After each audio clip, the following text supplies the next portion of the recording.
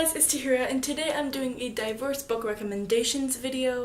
For the past few years there's been a lot of discussion of diversity and YA, so today I'm doing a video talking about some of my favorite diverse books in young adult. Let's just go ahead and get started. The first author I'm going to talk about is Adam Silvera, who is the author of More Happy Than Not and History Is All You Left Me. Happy Than Not follows this boy named Aaron who grows up poor in Bronx, and his father has committed suicide in their apartment. He does have a support of a distant brother, and his mother overworks, and he does have a patient girlfriend. Suddenly this boy named Thomas comes into his life, and then he finds himself going closer and closer to Thomas, and he finds himself having feelings for Thomas, and he doesn't want that. He wants to be straight. And so there's a big part of the story that is the Lateo Institute procedure, which is a memory relief procedure, and he wants that done. So this is a story about self-discovery for Aaron and how he does that. The book is so good. I love Adam Silvera so much. Adam Silvera just has this unique way of writing characters, and his book always has some sort of diversity in one way or another, and I really love that. Adam Silvera's next book is History Is All You Left Me, and it follows a boy named Griffin whose recent love, Theo, dies in a drowning accident. Griffin goes and meets Jackson, who was Theo's other boyfriend, and they soon meet together, and he is still mourning his loss of Theo, and they come together and he finds out history about Theo, and this book is so good too. It's different than More Happy Than Not, but it's so good. You guys have to read this book. Adam Silvera is such a great author, and it's always one of my #1 top recommendations when it comes to diverse books. The next book I'm going to talk about is The Hate You Give by Angie Thomas. This is a fairly recent book, and it follows the story of Star Carter. Who recently witnessed the murder of her friend Khalid that involves the police. And this story is heavily relevant to our time. I love it so much. I gave it 5 out of 5 stars. It's very relevant to the Black Lives Matter movement, and it delves deeper into those issues and society today. And Star Carter, she also goes to a private school outside of her city because her parents don't want her going to the high school that's in their neighborhood. And so she goes to this private school, but she's the only African American girl that goes there, and everyone is kind to her. I love that. There's no discrimination in that private school, which I love about this book, and that it really shows how there can be a good side. But the main story is about how Star Carter deals with Khalid's murder, and how she deals with how public it is, and how she is a sole witness to this, so she has to talk a lot about it. And it's a story that follows her and her family, and it's so good. I love it because it's so relevant to our time, and especially like this year there's been so much about police brutality, so much about Black Lives Matter, and this is a story that I'm so happy that it was published, especially in this time. The next author on my list is Nicola Yoon, whose books are Everything Everything and The Sun Is Also a Star. Everything follows a girl named Madeline who is she has this disease that basically makes her allergic to the world. So she's always inside. She can't go anywhere. She has to stay inside. She has to stay in with her mom and her nurse that takes care of her, and she can't experience anything, and she longs to. Then one day a neighbor moves in next door, and his name is Ollie, and she instantly falls in love with him.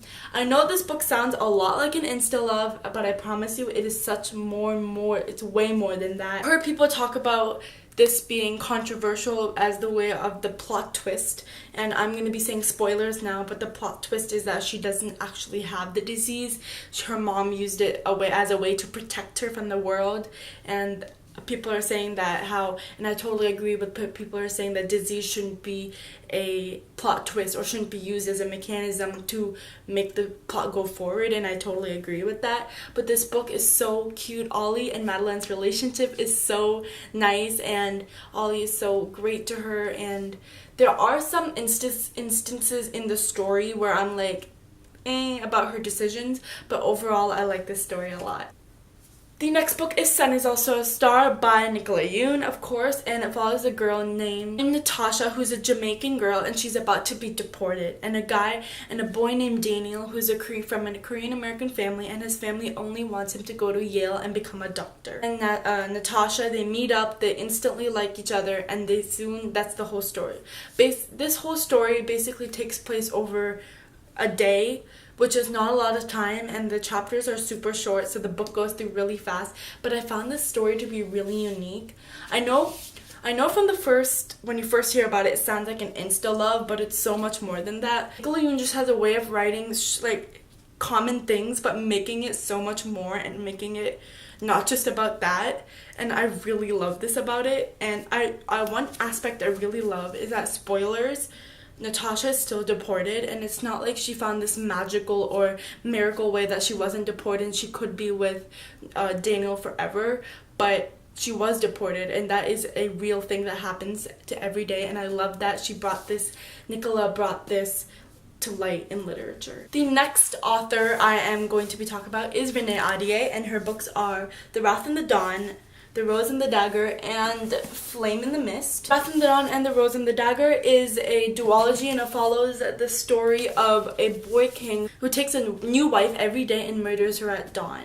Shahrazad is a girl whose friend was murdered by this boy king, and she wants to take revenge, but when she goes there, she finds love with Khalid. This book is so good. Renee's writing is always so beautiful. There's always so many like great descriptions of food and clothing and decorations, and just everything is so beautiful, and the writing style is just so gorgeous. I love this series so much. I wish there could be more, and sadly it's only a duology. Then we have Flame in the Mist, which is her most recent work, and I actually only finished this like a week ago, and I loved it. I gave it 5 out of 5 stars. Japanese girl named Mariko, who is born to a prominent samurai, and her only purpose in life is to marry someone. So at 17, Mariko is sent to the imperial palace to meet her betrothed, and on the way she is viciously attacked by the Black Clan, who is a bandit group who wants to kill her. She goes and hides in the woods, and then she dresses as a boy and decides to go in to get her revenge. This book, so good. The writing is amazing, just as Renee Ahdieh's writing is always, and the story is also very unique, even though I know it sounds a lot like Mulan, because Mulan also dressed as a boy to go into war, but this book is so much more than that. It's more, and she is so powerful, she's so unique, she's so cunning, she's so clever, and I love that about Mariko so much. I love Mariko so much. Second to last author I'm going to be talking about is Benjamin Leary Sines, who, as Aristotle and Dante discover the secrets of the universe and the inexplicable logic of my life. This book is about a boy named Aristotle and a boy named Dante, who are so opposite, but they come together and they bond, and it's so amazing.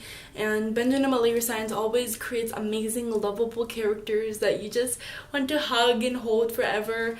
And I love Benjamin Leary Sines' writing because he writes in this beautiful prose, which is so beautiful, and it adds to the story so much. We have Benjamin Leary Sines' second book, which is The Inexplicable Logic of My Life, which just came out this past March, and I actually went to his signing. The story follows a boy named Sal, who is a white kid, but he's adopted into a Mexican-American family by his gay father. This story follows him during his senior year of high school, where he battles issues with his friends, and his friendship is so strong. I love the friendship in this book. It's so prominent, and I love it. And this book is also written in this beautiful prose, and the chapters are short and it goes really fast, and I was flying through it. I read this in one sitting because I just couldn't put it down. So the last book on my list is not one I have actually owned. I got it from the library, and that is Simon vs. the Homo Sapiens Agenda by Becky Albertalli. This is Becky Albertalli's the first book I read and the only book I've read yet. I really want to get to the upside of Unrequited, because I've heard that's also super diverse in different ways. But the Simon vs. the Homo Sapiens Agenda is so cute and fluffy, and I love the story so much. I can't express how much I loved this story. The story was just So cute. Like Simon's relationship with Blue, if you don't know who that is, just read the story. Just go read it right now. I'll wait here. But anyway, it's so good. You have to read it. It's so cute. It's fluffy, it's nice, it's just an overall great read, and I love it so much. That's it for my diverse book recommendations. Of course, as I read more and more diverse books, they will be added to this list, so maybe I'll make an updated one later on, but that is it for this video. I hope you enjoyed, and I'll see you next time. Bye!